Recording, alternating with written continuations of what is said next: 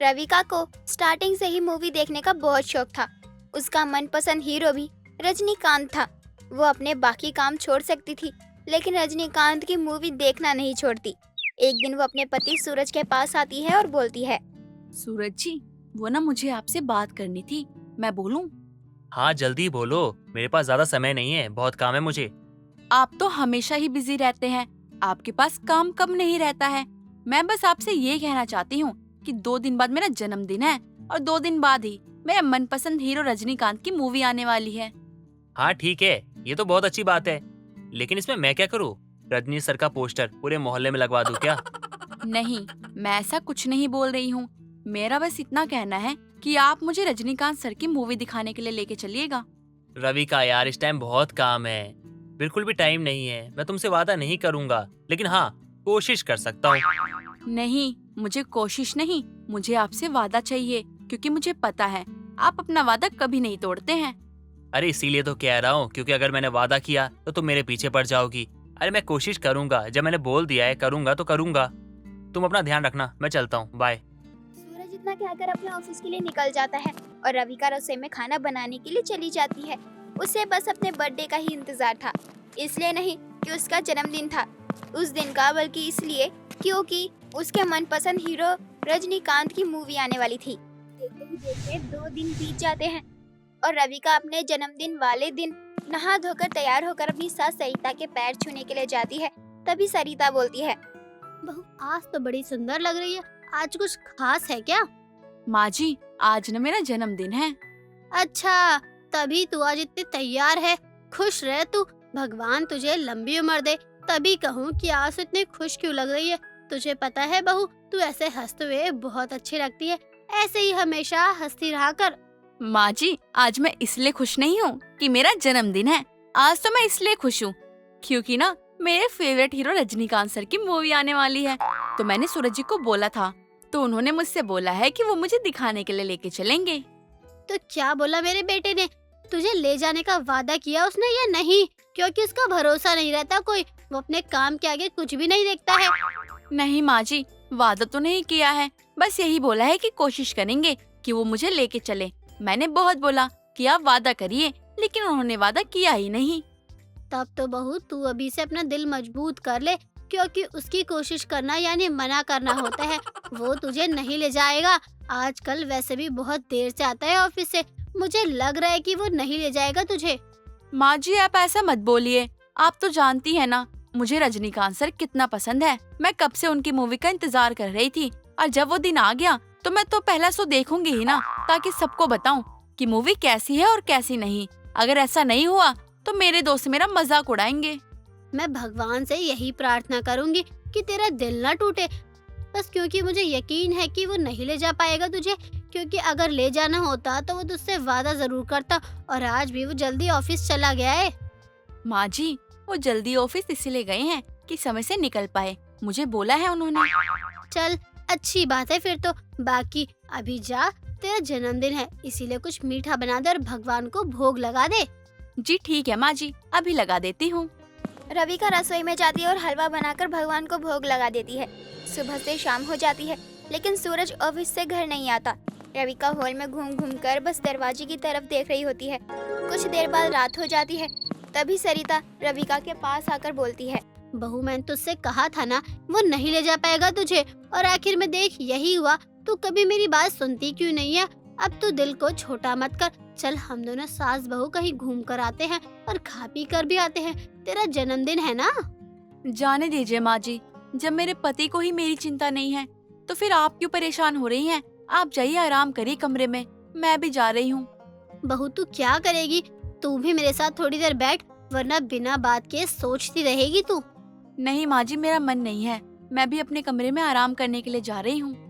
रविका इतना कहकर वहाँ से चली जाती है और सरिता भी अपने कमरे में चली जाती है। सूरज देर रात घर वापस आता है और अपने कमरे में जाता है तो देखता है कि रविका फोन चला रही होती है। तभी वो बोलता है, यार अच्छा हो तुम जाग रही हो, जल्दी से ना खाना लगा दो, बहुत भूख लगी है। मैं कहीं नहीं जाऊंगी, खुद जाकर ले आइए। जब आप मेरी बात मान ही नहीं सकते हैं तो मैं आपकी बात क्यों सुनूं? सॉरी यार, वो काम ज्यादा था ना तो मैं आ नहीं पाया। लेकिन मैं तुम्हें संडे को लेकर चलूंगा पक्का। मैं आपके साथ कहीं नहीं जाऊंगी। आप जाओ, आपको जो करना है करो, मैं आपको नहीं रोकने वाली। यार मैं मानता हूँ कि तुम्हें गुस्सा आ रहा है, लेकिन मैं भी क्या कर सकता हूँ। काम ही इतना था कि निकल ही नहीं पाया मैं, इसलिए मैंने तुमसे वादा नहीं किया था। माँ जी तो मुझे पहले ही बता रही थी कि आपने मुझसे वादा नहीं किया है तो आप मुझे कहीं लेकर नहीं जाएंगे, लेकिन मैंने सोचा था कि आप मुझे लेके जाओगे क्योंकि मेरा जन्मदिन भी है, लेकिन आपने तो मेरा दिल ही तोड़ दिया। आपने मुझसे बात मत करिए। रविका दूसरी तरफ करवट लेकर आराम से सो जाती है और सूरज हाथ मुंह धोकर रसोई में जाता है और अपने लिए खाना निकाल कर अकेला डाइनिंग टेबल पर बैठकर खाना खाने लगता है। दिन भर रविका रजनीकांत की ही मूवी देखती रहती थी। एक दिन वो अपनी सास के साथ बाहर से आ रही होती है, तभी एक चोर आकर सरिता का पर्स छीनने लगता है। तभी रविका अपने हाथों से उसका गला पकड़ के उसे रजनीकांत स्टाइल में बहुत मारती है। अपनी बहू को चोर की धुलाई करते देख सरिता बड़ी खुश हो जाती है और बोलती है, क्या बात है, मेरी बहू तो रजनीकांत निकली। दिल खुश हो गया तुझसे उस चोर की धुलाई करते देखकर। मुझे तो लगा तू सिर्फ रजनीकांत की मूवी देखती है, लेकिन तू तो उनकी तरह एक्शन भी करना जानती है। माँ जी वो क्या है ना, जब हम ना एक ही चीज को हमेशा देखते हैं या एक ही मूवी हमेशा देखते हैं तो उसका असर हो ही जाता है। हाँ बहू, ये तो तूने सही कहा। आज तो मैंने अपनी आंखों से देख लिया। अब मुझे तेरे साथ कहीं भी निकलने में कोई डर नहीं है, क्योंकि अब मुझे पता है कि मेरी बहू सब देख लेगी। आपको मेरा एक्शन इतना पसंद आया माँ जी? हाँ बहू, ऐसा लगा सच में रजनीकांत सर आकर मेरे सामने खड़े हैं और वही चोर की धुलाई कर रहे हैं। सरिता की बात सुनकर रविका बहुत खुश हो जाती है और अब उसकी सास भी अपने खाली समय में अपनी बहू के साथ बैठकर रजनीकांत की मूवी देखा करती थी। धीरे धीरे सरिता को भी रजनीकांत की मूवी और उसके डायलॉग अच्छे लगने लगे थे, जिसे वो अपनी असल जिंदगी में बोलना शुरू कर देती है। एक दिन वो अकेले ही मार्केट चली जाती है और जब वहाँ से घर वापस आती है तो सूरज उससे पूछता है, माँ आप अकेले ही आ गई? बेटा, झुंड में तो सुअर आते हैं। क्या बोला माँ आपने? मुझे कुछ समझ में नहीं आया, दोबारा बोलो। तू तो सच में पागल है। मैंने रजनीकांत की मूवी शिवाजी द बॉस का डायलॉग मारा था, तू समझ ही नहीं पाया। आप पे कब से रजनी सर का भूत सवार हो गया? माँ आप तो नॉर्मल तरीके से रह सकती हो ना घर में, वैसे एक दीवानी कम है क्या हमारे घर में? तुमने ये सही नहीं किया, तुमने गलत किया है, तो तुम्हें इसकी सजा जरूर मिलेगी। तुम मुझसे इस तरह से बात कर रही हो? ये क्या तरीका है बात करने का? मैं तो रजनीकांत सर की मूवी बुलंदी का डायलॉग मार रही थी, तो कैसी लगी हम सास बहू की जोड़ी और डायलॉग? आप दोनों का दिमाग खराब हो चुका है और कुछ नहीं। एक तो रजनी सर की दीवानी थी, अब दूसरी भी हो गई। अरे एक को संभाल पा नहीं रहा था, अब दो कैसे संभालूंगा? बेटा, संभालने की जरूरत नहीं है, यहाँ तो बात अपनी पसंद और नापसंद की है। तो माँ आप एक काम कीजिए, आप ना अपनी पसंद को बदल लीजिए, क्योंकि रजनी सर का एक ही फैन हमारे घर में काफी है, तो दूसरा मुझे नहीं चाहिए। सूरज इतना कहकर वहाँ से चला जाता है, लेकिन दोनों सास बहू पर कोई असर नहीं होता। वो ना ही रजनीकांत की मूवी देखना छोड़ती हैं, ना ही उसकी एक्टिंग करना। हर रोज एक नई कहानी देखने के लिए चैनल को सब्सक्राइब करें और बेल आइकन दबाना ना भूलें। गर्मी का महीना था और बाहर बहुत ज्यादा गर्मी हो रही थी। इस टाइम पर सभी स्कूल के बच्चों की छुट्टियां पड़ जाती है। महक की कजन सिस्टर उसके घर छुट्टियां मनाने आती है।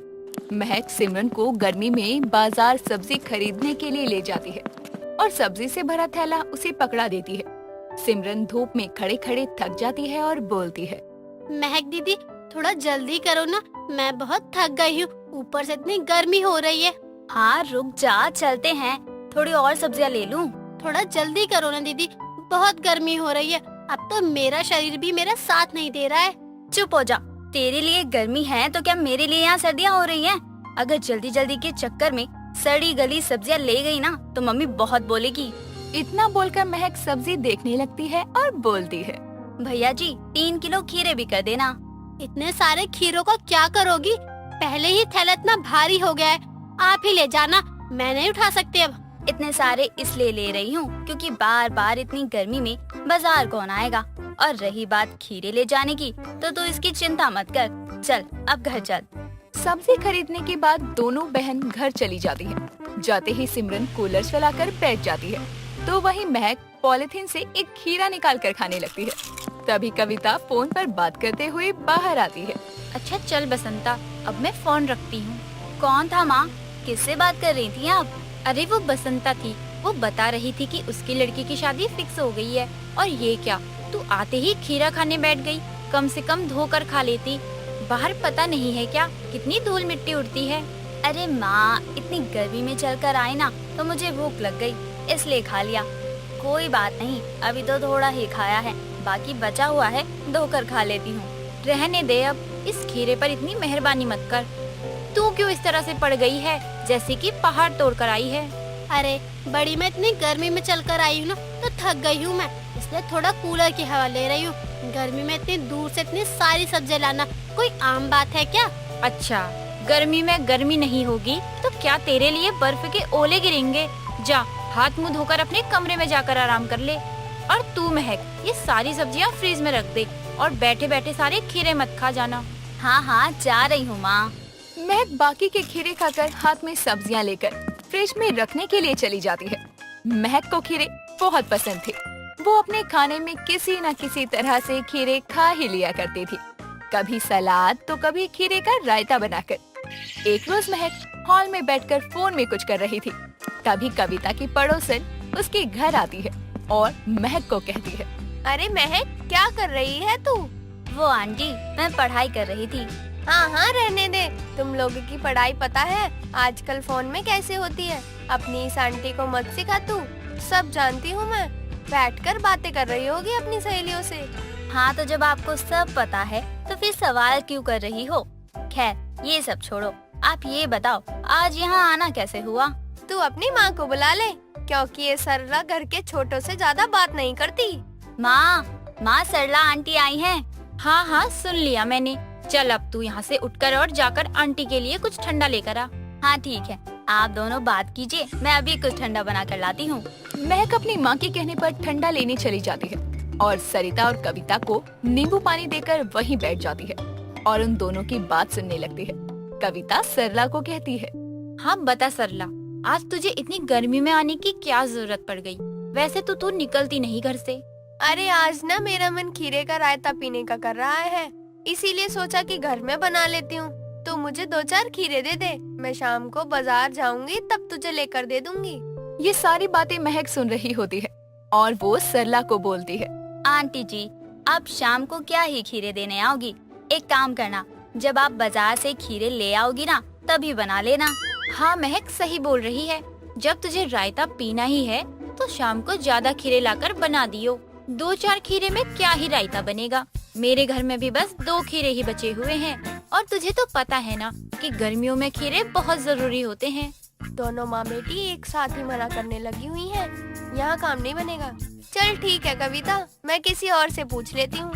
हाँ आंटी जी, जब आपको खीरे मिल जाए और रायता बन जाए तो 1 कटोरी रायता यहाँ भी पार्सल कर देना, ठीक है?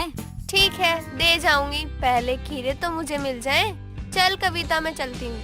सरला के जाने के बाद महक अपनी माँ से कहती है, चलो माँ, अब ना फटाफट से खीरे की चाट बना लो। खीरे की चाट खाने का बहुत मन कर रहा है। ओ महारानी, घर में खीरे होंगे तभी तो चाट बनेगी ना। अभी कल ही तो मैंने फ्रिज में 10 खीरे देखे हैं और आप बोल रही हो कि खीरे ही नहीं है। अच्छा, तूने कल दिन में खीरे देखे थे और रात को ही तो तेरे लिए मैंने खीरे की कड़ी बनाई थी, भूल गई क्या? वैसे भी जब तक खीरे खत्म ना हो जाएं, तब तक तू चैन की सांस नहीं लेती है। पूरे दिन कुछ न कुछ बनाकर खाती रहती है। आपको पता है ना माँ कि मुझे खीरे कितने पसंद है, और वैसे भी खीरे खाने से बॉडी में पानी की कमी पूरी होती है।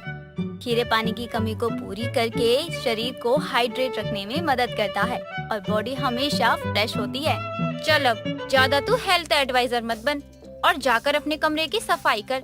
तुझे कोई काम नहीं है, पूरे दिन बोलती रहेगी मम्मी ये बना दो वो बना दो। बस इतना बोलकर कविता वहाँ से चली जाती है। जून का महीना स्टार्ट हो जाता है और अब कविता और महक अपने नाना नानी के घर गर्मियों की छुट्टियां मनाने जाते हैं, जहाँ पर महक के नाना नानी उन लोगों का इंतजार कर रहे थे और वो दोनों गांव पहुँच जाते हैं और महक अपने नाना नानी के पैर छूकर उनका आशीर्वाद लेती है। रात को सारे इकट्ठे खाना खाने बैठते हैं। तभी महक कहती है, तो नानी जी, आपने हमारे लिए क्या बनाया है? मेरी गुड़िया रानी, तेरी माँ बता रही थी कि तुझे खीरे बहुत पसंद है, तो हमने खीरे की सब्जी, खीरे का हलवा और खीरे की चटनी बनाई है। अरे वाह नानी, यू आर द बेस्ट नानी in the world. Thank you नानी।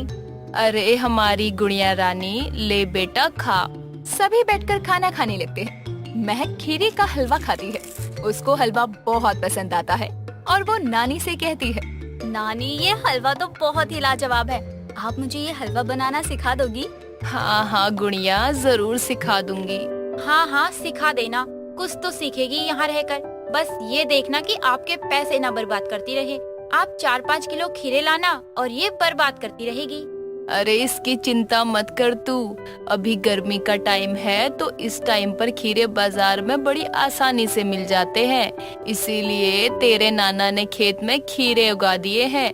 जितना मर्जी खीरे खाती रहियो। अगले दिन महक अपनी नानी के साथ खीरे के खेत में जाती है और वहाँ खीरे देखकर वो बहुत खुश होती है और वो टोकरी भरकर खीरे तोड़ लेती है। अब छुट्टियाँ खत्म करके महक वापस अपने घर आ गई। महक गांव से बहुत सारे खीरे भी लेकर आई। एक दिन महक किचन में खीरे का जूस बना रही थी, तभी उसकी माँ आकर महक को कहती है, ओ महारानी, आज क्या खुराफाती कर रही है तू? वो माँ, मैं ना खीरे का फेस पैक बना रही हूँ। हे भगवान, अभी तक तो तू बस खीरे से खाने की चीजें बना रही थी और अब फेस पैक भी बनाने लगी। हाँ हाँ माँ, आपको पता है जितना खीरा खाने के लिए फायदेमंद है उतना ही फेस पर लगाने से भी फायदा होता है। वो दोनों बातें कर रहे थे कि तभी पड़ोसन सरला की आवाज आती है। दोनों बाहर जाती हैं और कविता कहती है, हाँ बोल सरला, क्या हो गया? अब तेरे घर में किस चीज की कमी आ गई? अब तुझे क्या चाहिए? क्या बात कर रही है कविता? आज मैं कुछ लेने नहीं आई, तुझे कहीं ले जाने आई हूँ। कहाँ जाना है मुझे? अरे देखना, मेरे चेहरे पर कितनी झुर्रियाँ हो गई हैं और कितनी टैनिंग भी हो गई है। सरला बोल ही रही थी कि तभी महक एक कटोरी में फेस पैक लेकर आती है और कहती है, अरे आंटी जी, पार्लर जाने की जरूरत ही क्या है? ये लीजिए, इस फेस पैक को रात में लगाकर सो जाना। देखना कैसे 8 दिन में आपका चेहरा ग्लो करेगा। दिन निकल जाते हैं। कुछ दिन बाद सरला कविता के घर आती है और महक को शुक्रिया बोलकर चली जाती है। तभी कविता महक को कहती है, तू तो सही बोल रही थी कि खीरे लगाने से ग्लो आता है। देख सरला का चेहरा कैसे चमक रहा है। अब से मैं भी खीरे का फेस पैक इस्तेमाल करूंगी। हाँ माँ, खीरे खाने से और लगाने से बहुत फायदे होते हैं, लेकिन इसका इस्तेमाल भी उतनी ही मात्रा में करना चाहिए जितना की जरूरत हो। ज्यादा करने से नुकसान भी हो जाते हैं। उमा 2-3 साड़ी लेकर अपनी बहू आशिका के कमरे में जाती है और बोलती है, बहू जरा देख तो इन दोनों में से कौन सी साड़ी ठीक लगेगी मुझ पर। माँ जी, आप साड़ी क्यों देख रही हो? कहीं बाहर जाना है क्या आपको? हाँ, वो पड़ोसन है ना अपनी, उसके साथ ही जाना है। वो क्या कहते हो तुम लोग, किट्टी पार्टी। आज मेरी उम्र की औरतें मिलकर किट्टी पार्टी कर रही है, तो वहीं जाना है मुझे। वाह माँ जी, आपकी तो किट्टी पार्टी चल रही है और मैं कहीं चली जाऊँ तो आपको दिक्कत होती है। तुझे कहाँ ही जाना होगा, तू तो घर संभाल बस। कहाँ बाहर जाना है तुझे?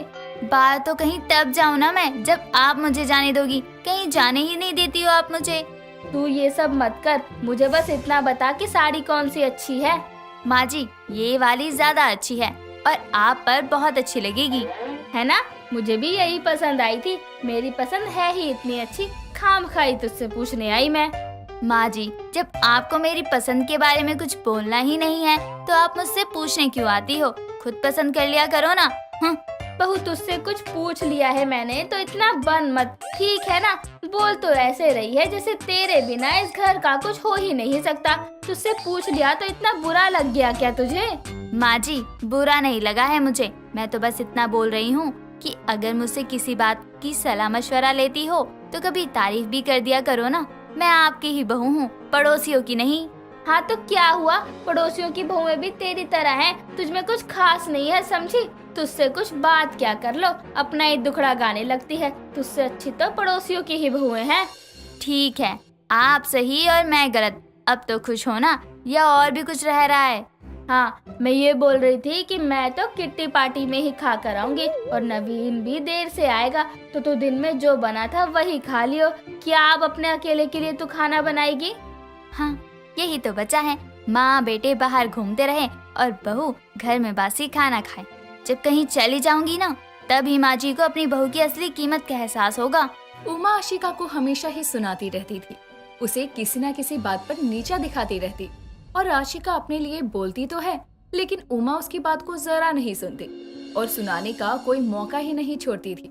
कई दिनों तक ऐसे ही चलता रहता है। कुछ दिनों बाद आशिका का पति नवीन सुबह उठता है और घड़ी में समय देखता है और नवीन को ऑफिस जाने के लिए बहुत लेट हो रहा था। तो वो आशिका से कहता है, आज तो मैं ऑफिस जाने के लिए बहुत ज्यादा लेट हो गया हूँ। मैंने तो फाइल भी पूरी नहीं की है। पक्का आज सर ना मुझे नौकरी से निकाल ही देंगे। मेरा तो अब मन ही नहीं कर रहा ऑफिस जाने का। आप पहले जाओ, ऑफिस के लिए तैयार हो जाओ और टेंशन मत लो, सब ठीक हो जाएगा। हाँ, ऑफिस तो जाना ही पड़ेगा, वरना मैं जो सोच रहा हूँ ना वो भी हो सकता है। नवीन ऑफिस के लिए जल्दी से रेडी होकर जाने लगता है। तैयार होकर वो नाश्ता करने आता है और अपनी माँ के साथ नाश्ता कर ही रहा था। तभी वहाँ आशिका नवीन की ऑफिस की फाइल लेकर आती है और कहती है, चलो अच्छा है आपने नाश्ता भी कर लिया, मैंने आपकी फाइल पूरी कर दी है। एक बार आप रीचेक कर लेना, अपने हिसाब से मैंने सब ठीक किया है इसमें। क्या तुमने इतनी जल्दी मेरी फाइल कंप्लीट कर दी? सही है। अरे आप भूल क्यों गए कि मैंने भी MBA कर रखी है, ये सब मुझे आता है।